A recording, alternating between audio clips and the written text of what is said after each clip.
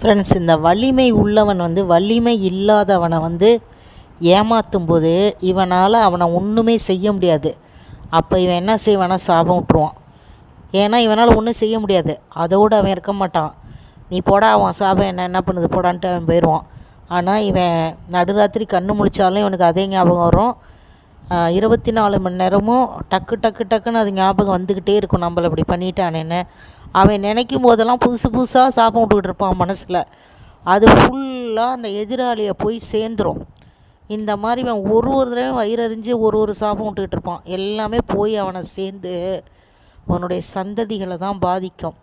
எனக்கு தெரிஞ்சு ஒரு ஒட்டுமொத்த குடும்பமே ஒரு பொண்ணு சின்ன வயசில் ஒன்று வாழாமல் வந்துடும்னா விதவையாயிரும். இது கேட்டால் அவங்களே சொல்கிறாங்க, அந்த குடும்பத்தை சேர்ந்தவங்களே இது சாபம் பரம்பரையாக இருக்குங்கிறாங்க.